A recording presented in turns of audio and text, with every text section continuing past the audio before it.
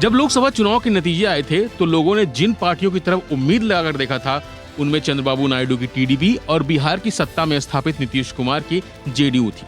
इस बार केंद्र की सरकार बनने में इन्हीं दोनों पार्टियों ने किंग मेकर की भूमिका निभाई, क्योंकि जनता ने इस बार एनडीए और इंडिया ब्लॉक को इस तरह से वोट दिया कि ये दोनों पार्टियां जिसका समर्थन कर दें उसी की सरकार बन जाती। लिहाजा टीडीपी और जेडीयू ने भी मीडिया की खूब सुर्खियां बटोरी और फिर दोनों ही पार्टियों ने एनडीए को समर्थन दे दिया और तीसरी बार केंद्र में पीएम मोदी के नेतृत्व वाली सरकार ने शपथ ली। लोगों ने उम्मीद लगाई कि कैबिनेट में इन दोनों पार्टियों को अच्छा विभाग मिलेगा, लेकिन वहां भी ऐसा कुछ खास नहीं हुआ, जिसके बाद तमाम राजनीतिक पंडितों ने ये अंदाजा लगाया कि इन दोनों पार्टियों ने केंद्र सरकार से उनके प्रदेश में विकास के लिए कुछ बड़ी डील की है। और धीरे धीरे ये लोगों का ये अंदाजा सही निकल रहा है, जिसकी शुरुआत आंध्र प्रदेश से हो गई है। आंध्र प्रदेश के मुख्यमंत्री एन चंद्रबाबू नायडू ने हाल ही में प्रधानमंत्री नरेंद्र मोदी से मुलाकात की थी और दोनों नेताओं की मुलाकात के 5 दिन बीते ही हैं कि केंद्र ने आंध्र प्रदेश में 60,000 करोड़ रुपए के निवेश से तेल रिफाइनरी और पेट्रोकेमिकल हब स्थापित करने की प्रमुख मांग को स्वीकार कर लिया है। नायडू ने बुधवार को राज्य में रिफाइनरी स्थापित करने की व्यवहार्यता पर चर्चा करने के लिए भारत पेट्रोलियम कॉर्पोरेशन लिमिटेड के शीर्ष अधिकारियों से मुलाकात भी की।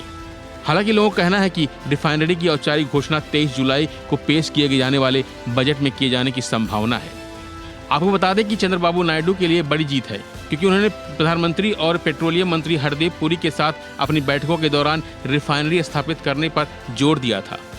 नायडू के 16 सांसद भाजपा के नेतृत्व वाली एनडीए सरकार को समर्थन देते हैं। हालांकि नायडू स्पष्ट रूप से लगातार कह रहे हैं कि उनके मन में अपने राज्य के हित है और वे किसी भी मांग को लेकर सरकार नहीं गिराएंगे। वहीं सीएम नायडू ने एक्स पर लिखा कि देश के पूर्वी तट पर रणनीतिक रूप से स्थित हमारे राज्य में पेट्रोकेमिकल की महत्वपूर्ण क्षमता है।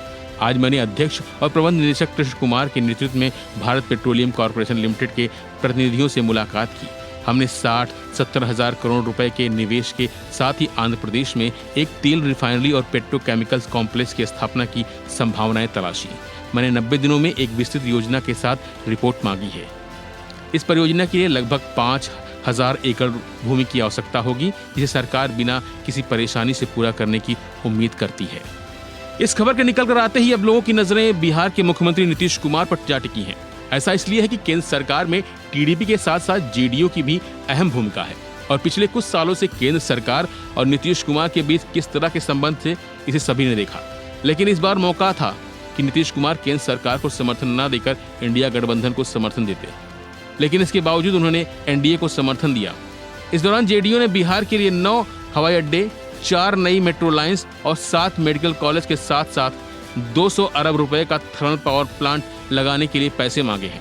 साथ ही 20,000 किलोमीटर से अधिक लंबाई की सड़कों की मरम्मत के लिए अलग से पैकेज की मांग रखी है। बिहार को विशेष राज्य का दर्जा दिए जाने का मुद्दा भी उठाया है। ऐसे में जब से आंध्र प्रदेश में रिफाइनरी और पेट्रोकेमिकल हब बनाने की खबरें सामने आई हैं, तब से उम्मीद की जा रही है कि बिहार को लेकर आने वाले बजट में भी कोई बड़ी घोषणा हो सकती है। फिलहाल के लिए बस इतना ही।